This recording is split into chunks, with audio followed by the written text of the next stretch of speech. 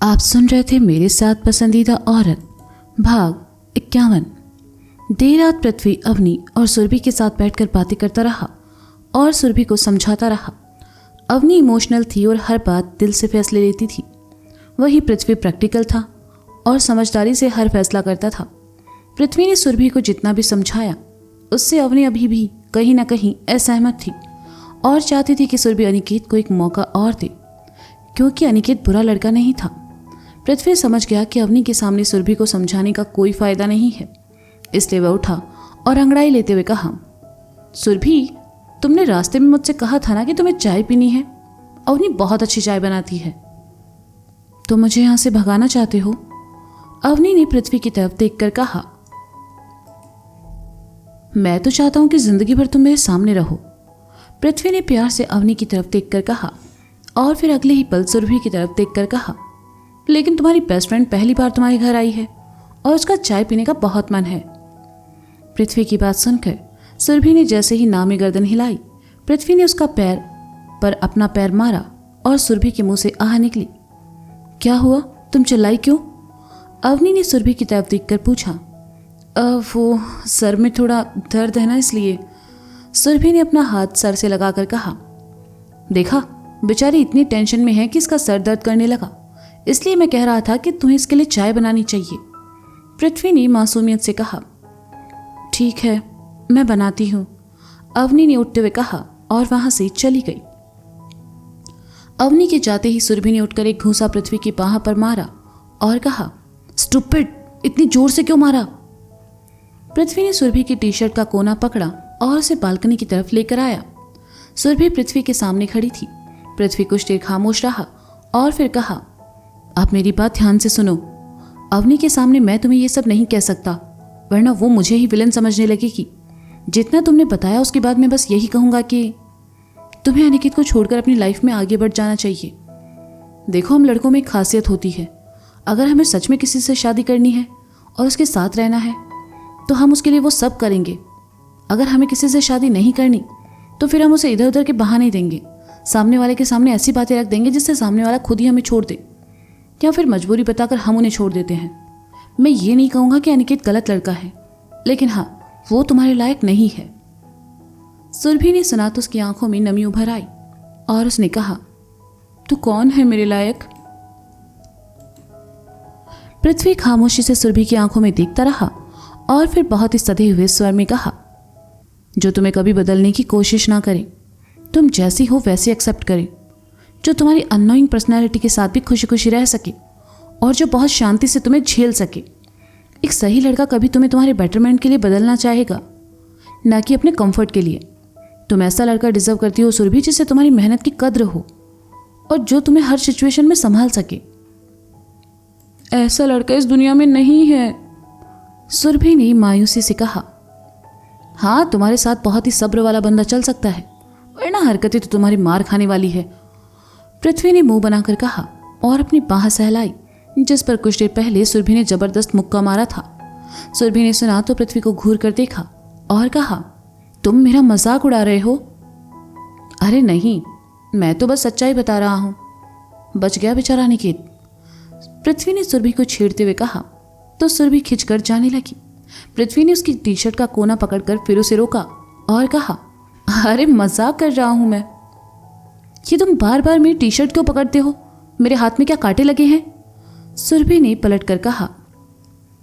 पृथ्वी ने अपनी गर्दन सहलाकर कहा, मैं सिर्फ अपनी वाइफ को छूना पसंद करता हूं, बाकी लड़कियों से तो मैं दूर ही ठीक हूं। तुम तो अवनी के प्यार में कुछ ज्यादा ही पागल हो गए हो, सुरभि ने अपनी टी शर्ट पृथ्वी के हाथ से छुड़ाकर कहा और किचन की तरफ चली गई। सुरभि के जाने के बाद पृथ्वी ने अपना होठ बाहर निकाला और खुद में ही बड़बड़ाया, देखा, सबको दिखता है कि मैं उसके प्यार में पागल हो चुका हूं, बस एक उसे ही नहीं दिखता। कहते हुए पृथ्वी ने ऊपर देखा और कहा, आखिर कब तक मैं अपनी फीलिंग्स खुद से ही शेयर करता रहूंगा? उसे भी तो एहसास होना चाहिए ना कि मैं उससे कितना प्यार करता हूं। आखिर उसके दिल में मेरे लिए मोहब्बत कब जगाएंगे आप? इतना तो कर सकते हैं ना। पृथ्वी, तुम्हारी चाय। अवनी की आवाज पृथ्वी के कानों में पड़ी तो पृथ्वी की तंद्रा टूटी और उसने बगल में खड़ी अवनी को देखकर कहा, सॉरी, वो सुरभि का ध्यान फालतू बातों से हटाने के लिए मैंने तुम्हें परेशान किया। कोई बात नहीं, मुझे खुशी है पृथ्वी कि तुमने सुरभि को समझा और समझाया भी। आई होप उसकी लाइफ में सब ठीक हो जाए। अवनी ने कहा। चिंता मत करो, उसके साथ कुछ गलत नहीं होगा, उसके साथ हम हैं, पृथ्वी ने कहा। अवनी ने सुना तो अपनी पलकें झपका दी और वहां से चली गई। पृथ्वी सोफे पर आ बैठा और चाय पीने लगा तो वहीं अवनी सुरभि को साथ लेकर कमरे में चली आई ताकि उससे अकेले में कुछ बात कर सके। चाय पीने के बाद सुरभि ने अवनी से कुछ देर बातें की और फिर दोनों सोने चली गई। पृथ्वी को हॉल में सोफे पर सोना पड़ा। अगली सुबह पृथ्वी जल्दी उठकर ऑफिस जाने की तैयारी करने लगा। सुरभि कमरे में सो रही थी, इसलिए पृथ्वी अंदर आने में थोड़ा झिझक रहा था। अवनी ने देखा तो उसने खुद ही पृथ्वी के ऑफिस के कपड़े लाकर उसे दिए और कॉमन वॉशरूम में नहाने को कहा। अवनी पृथ्वी के लिए खाना बनाने लगी और पृथ्वी नहाने चला गया। रात में देर से सोने की वजह से सुरभि गहरी नींद में सो रही थी और इसलिए अवनी ने उसे नहीं उठाया। उसने कमरे का दरवाज़ा बंद किया और हॉल में आई तो पृथ्वी परेशान सा खड़ा था। ये देखकर अवनी उसके पास आई और कहा, क्या हुआ? आज मीटिंग में वाइट शर्ट पहनकर जाना था, लेकिन ये बटन निकल गया और अभी मेरे पास कोई दूसरा वाइट शर्ट भी नहीं है। पृथ्वी ने मासूमियत से कहा। एक मिनट, ये मुझे दो। अवनी ने अपना हाथ पृथ्वी के सामने करके कहा। पृथ्वी ने बटन अवनी की हथेली पर रख दिया।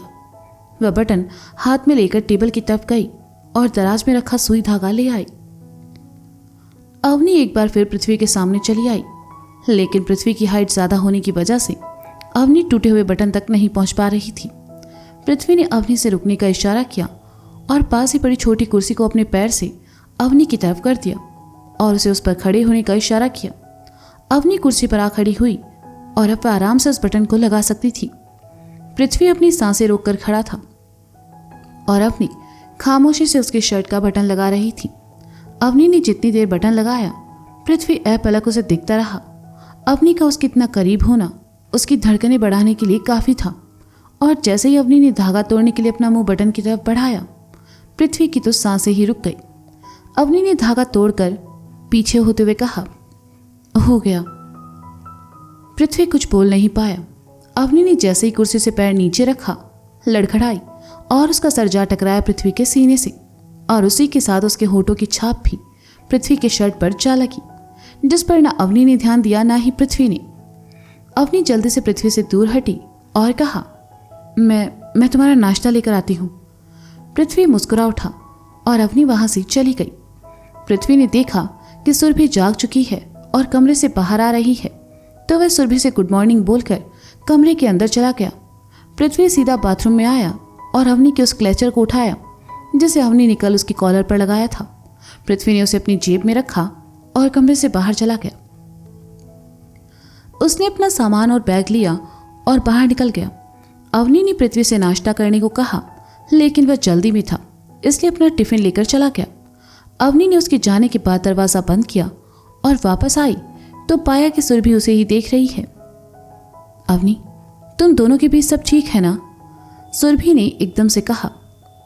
सब ठीक है मतलब? हाँ, सब ठीक है, अवनी ने सुरभि से नजरें चुराकर कहा। अवनी, देखा मैंने, तुम्हारे और पृथ्वी के बीच कितनी कम बातें होती है। उसने तुम्हें ठीक से बाय तक नहीं कहा और चला गया। एक नॉर्मल शादी में ये सब नहीं होता है अवनी। क्या अब भी तुम और पृथ्वी एक दूसरे से दूर हो? सुरभि ने गंभीर स्वर में कहा। अवनी ने सुना तो खामोशी से सुरभि को देखने लगी और कहा, तुम ब्रश कर लो, मैं तुम्हारे लिए चाय नाश्ता ले आती हूं। अवनी सुरभि की बात का जवाब दिए बिना ही वहां से चली गई और सुरभि अवनी और पृथ्वी के उलझे हुए रिश्ते के बारे में सोचने लगी। Maurya private limited company, Navi Mumbai. पृथ्वी ऑफिस पहुंचा और जैसे ही अपने कैबिन में आया, अंकित उसे देखकर मुस्कुराने लगा। पृथ्वी को अजीब लगा। उसने अपने डेस्क के ड्रॉवर को खोला और अपनी जेब में अवनी का क्लेचर निकालकर उसे बड़े प्यार से उसमें रख दिया।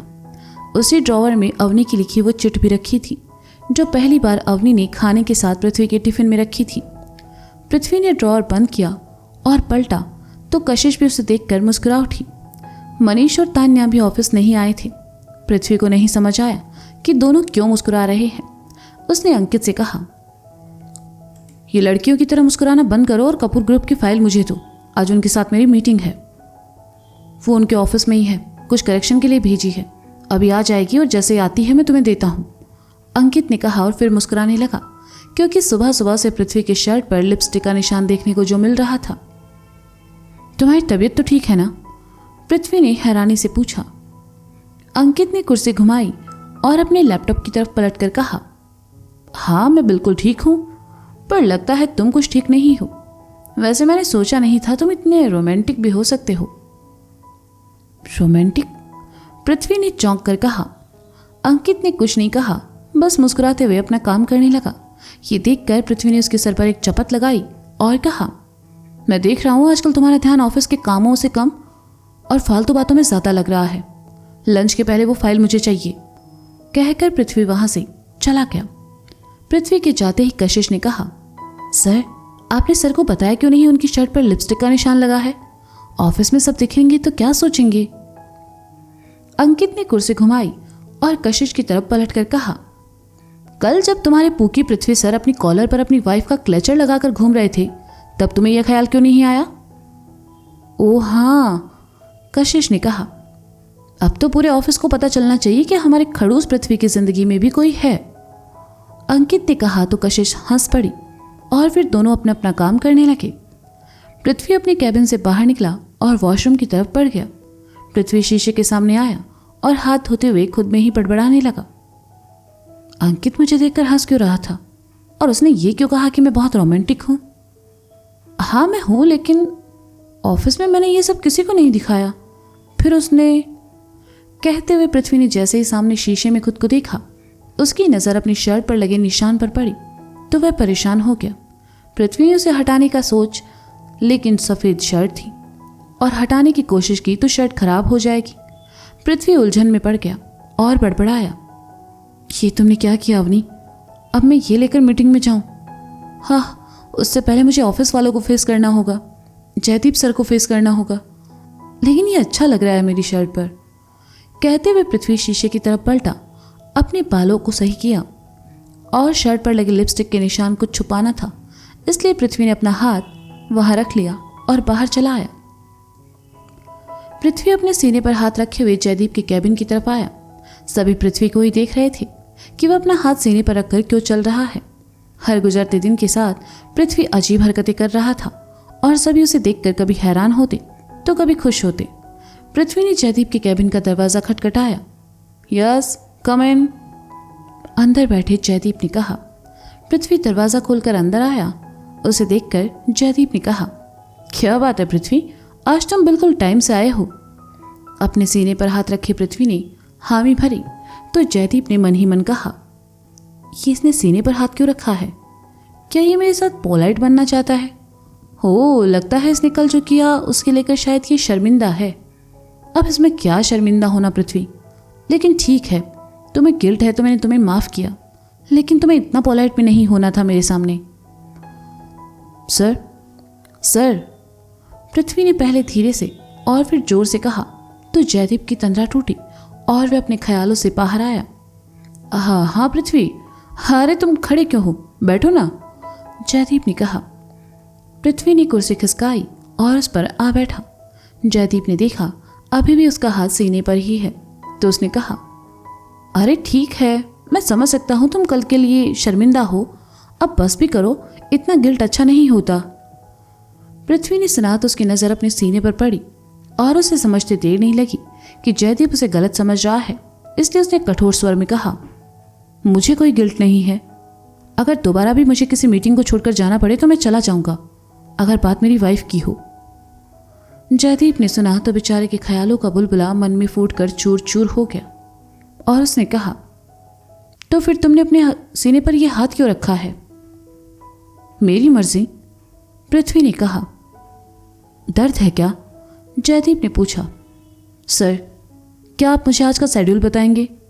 पृथ्वी ने थोड़ा चिढ़कर कहा। जयदीप समझ गया कि पृथ्वी नहीं बताना चाहता, इसलिए अपने बॉस वाले अवतार में आकर कठोर स्वर में कहा, आज शाम तुम्हारी मिस्टर कपूर के साथ मीटिंग है और कोशिश रहे कि आज ही ये डील फाइनल हो जाए। 3 नए प्रोजेक्ट की फाइल मैंने तुम्हारे कैबिन में भिजवाई है और इस वीकेंड मुझे उनकी रिपोर्ट तैयार चाहिए। और पर आते आते जयदीप थोड़ा नरम पड़ गया। और पृथ्वी ने कहा, समझ नहीं आ रहा कैसे कहूं, दरअसल बात वो कुछ ऐसी है कि। जयदीप ने शब्दों को चबाते हुए कहा,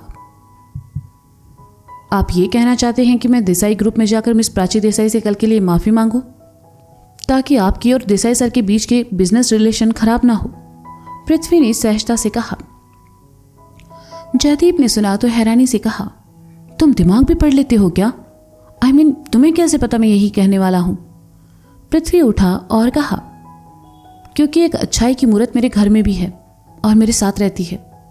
लीगल टीम के साथ एक ज़रूरी मीटिंग अटेंड करके मैं सीधा वही निकल जाऊंगा। कहकर पृथ्वी वहां से चला गया और जयदीप उसे जाते देखकर मुस्कुराया और कहा, देखना पृथ्वी, वो अच्छाई की मूर्त एक दिन तुम्हें अच्छा बना ही देगी। तो दोस्तों, क्या सुरभि मानेगी पृथ्वी की बात और कर लेगी हमेशा के लिए अनिकेत से किनारा? क्या अवनी और पृथ्वी की जिंदगी में सुरभि बनकर आई है एक उम्मीद? क्या देसाई ग्रुप के ऑफिस में होने वाला है कोई नया तमाशा? जानने के लिए सुनते रहिए पसंदीदा औरत मेरे साथ। नमः पार्वती पते हर हर महादेव शंभु।